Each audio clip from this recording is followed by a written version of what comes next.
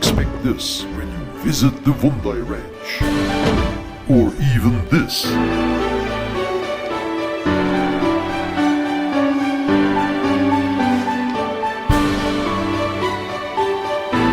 Filthy.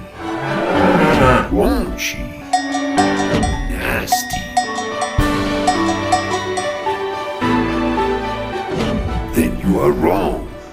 You are very wrong.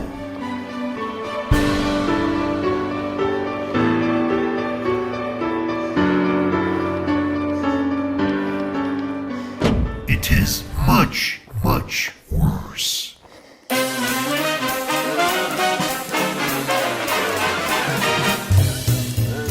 Welcome to the Wunday. Thank you. Thank you very much. Just arrived now. Did you walk all night from Vancouver? You're not taking pictures, are you? I'm filming it right We now. got a hat on. So what are you doing there? What is that? When I build it, it's gonna take, when you get old, you take all these pills to keep you alive. Oh, you don't put them into the pot over there. No. The Wunday Arms are behind me, a sleeping accommodation for approximately 16 people. The condos. The condos, yeah. The new section is the one with the balcony. Yeah, that's for the ladies. I have a real problem. What's the problem? I'm cutting wood, and you see, I'm stuck. This is an event that's been going on for 38 years. Paul McRae has had this place that long, and he's invited Rotarians up in the last weekend in September for that long. And some people have made every single one of them. Well, the ranch, the one that we're sitting on right now, I got for nothing. Over here, we have the one amenity, which is the sauna. It's 160 acres. We bought the ranch below us, which is another 160 acres, and we make some money off it, so we decided to sell Christmas trees. And the ranch that we'd bought first didn't have any on it, but this had lots, so I found out who owned it, and went and made a deal and asked him what he wanted for it, and he said he'd sell it for $5,000. And we said, okay, we'll buy it for $5,300 if he would wait from October till next May, and then we would cut off all the Christmas trees, and with the money we got from the Christmas trees, we'd pay him the money for the ranch. And he said, well, you better have a letter from me giving you authority to cut trees. So he wrote a letter and said Paul McRae has the right to take off Christmas trees and timber. I never even thought of timber. And we made a deal with a logger to come in, and he gave us $2,000 for the timber, and we cut off $3,000 worth of Christmas trees, and we owned the ranch and we had no debt. So that's how we acquired this. Beer cooler. You'll notice the beer in the corner. This is the cold part of the sauna. There's no swimming allowed. Shower facility. This is actually the one amenity. There's lots of water here, and somehow or another we managed to get it hot. The way. They're right here, No. and that's it. There's no door. You noticed. The others broke. But there's one for ladies, the smaller one, Yeah, that's the commode. and one for Was very easy. Harris Place? Ralph's. Ralph's Place. Yeah, Ralph is one of the originals. He's been here a long time. Are you sure you're Canadian? Sure, I'm Canadian, eh? So This- how do they get rid of the dump? No one's ever asked that question. I have no idea. I think it may still be there for 38 years. And you guys use toilet paper, not kind of leaves or something like that. You know how they did it No, in. you can see we have toilet paper. Oh, right. We're civilized. What do they say? Jars of water and hewers of wood, or is it hewers of water or drawers? Oh yeah, draw. Yeah, we're Canadian, 100%. People will sleep in their vehicles. They sleep in the vehicles. I slept in that. Holy smoke! It was very comfortable. You definitely did damage to the foot. Destroyed the. No power. No, unless the generator is brought up, no power. So how can I connect my computer? There you go. I have no BlackBerry connection, so I need the newspaper. There must be some Chinese wood. It's funny you should say that, because I just came from Thailand. Yeah, I slept in the car. You know, I have a flat tire. Down, on the way up. down there at the junction. Yeah. Oh, really? You walked up from there? Yeah, yeah. Good for you. Have you been here No, before? not good for me. It's bad. It's a German Well, car. No, but you got here. Yeah, that's true. So, were you sleeping Excuse me. in the same area I was in? No. Oh, it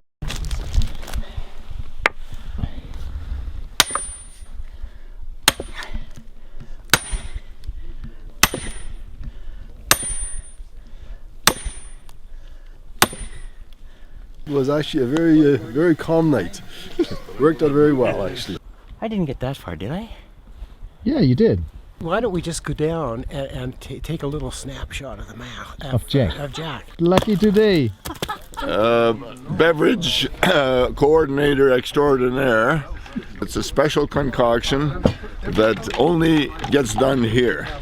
And everybody experiences it, a little sip at least, and then we go from there. So here's your first experience with what's called a Golden Dawn. And quiet. Dead asleep, snoring. You didn't hear us? What the heck? What is this being filmed for? I'm not sure I like this.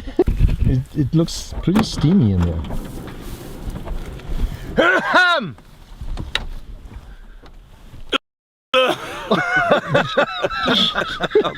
Man at work. I'm going to.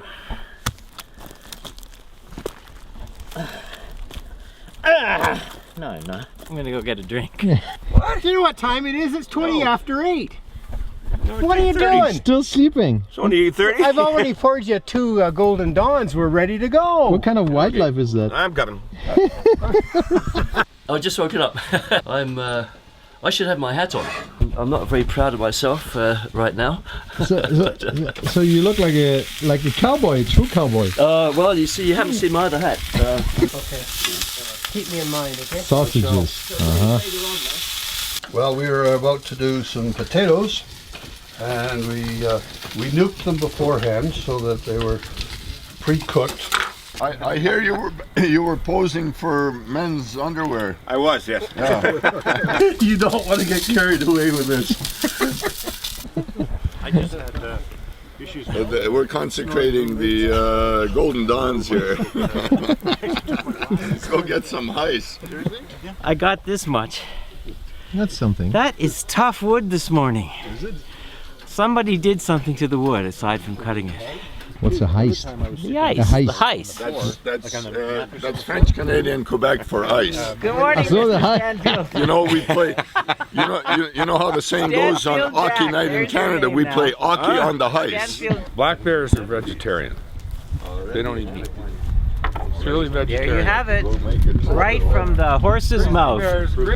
This is a specialty of the house. We occasionally, for the slumberers that don't get up early, we provide instantaneous room service with the Golden Dawn elixirs here that we provide. A turd. A turd. That's the mix. You make out after. Before you go, Golden Dawn, please. Oh, we catch them peeing. I was reading a 2-day-old newspaper and I had to improve to a 1-day-old newspaper. So we'll find out what happened yesterday. It's my job to keep the water flowing, and that's just not in the washroom. I hope it's not connected to the sewage system. Okay, you're allowed to join. Well, there's a disconnect there. Come with me. It's in perfect shape. There's no it's a dry sewage system. Look at this view. It's incredible. Unbelievable. And ventilated too, so there's a great door, and there's no door actually, just a great opening, and you sit there and you look at this magnificent view. Good morning, Ralph. You might be right. People walk by and you just say hi, you know. So anyway, I refuse to go in the washroom. Relieved? Do I look relieved? Yeah, looks a little bit lighter, Ralph. You're not sitting down on the shoes so hard. Captain Canada, you see? You just woke up, man. I did, of course. You're the last one. Was I supposed to be up earlier? Well, yesterday we had to go shopping. Yesterday we went shopping. We went in and got a bunch of wood because the roof was leaking, so we had to put a new tarp and batten that down. And that was kind of the high point of the day. Before that we were drinking, and after that we were drinking. Another adventure in the Caribou. He's trying to throw the horseshoes with the horse still attached. Raise! So this is your creation, Paul. Well, it's nothing new. We're gonna raise the bar here. Raise the bar. Here we go. I'm an old man. I'm getting tired. Are you cold? Yes. It's lovely having the heat on the front and the cold wind on the back. Yeah, but how come? I mean, you ate all your breakfast, and so much fat should warm up. Bad news on the doorstep. I couldn't take one more step. Oh, I can't remember if I cried when Yeah, there was, in the early years, there was a fellow up here named Oregon Jack who obviously came from Oregon, and his name was Jack. So he hunted for gold and didn't find any.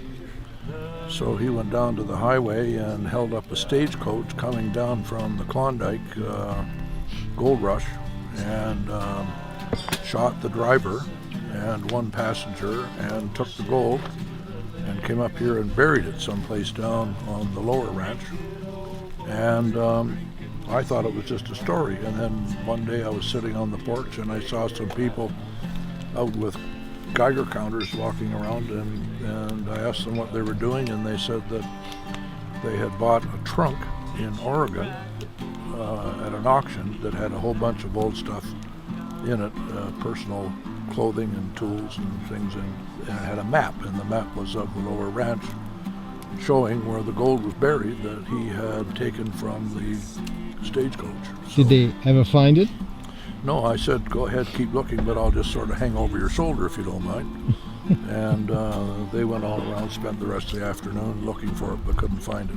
Part of the problem was that the map that they had was an old map, and it had a tree here where there now wasn't a tree, and things like that had changed in the 50 years or whatever that had transpired between Oregon Jack and me in the ranch. So, What would you think if the... I hope they never do find it, because it's a nice story.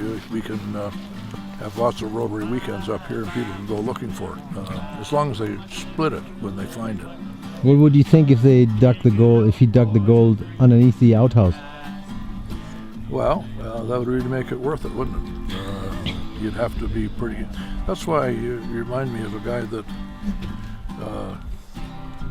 dropped his credit card in the outhouse, and then he stood up and realized what he'd done, so he took all the dollar bills out of his wallet and threw them down, and people said, what are you doing? And he said, I'm not going in there just for a credit card, so I'll make it worthwhile.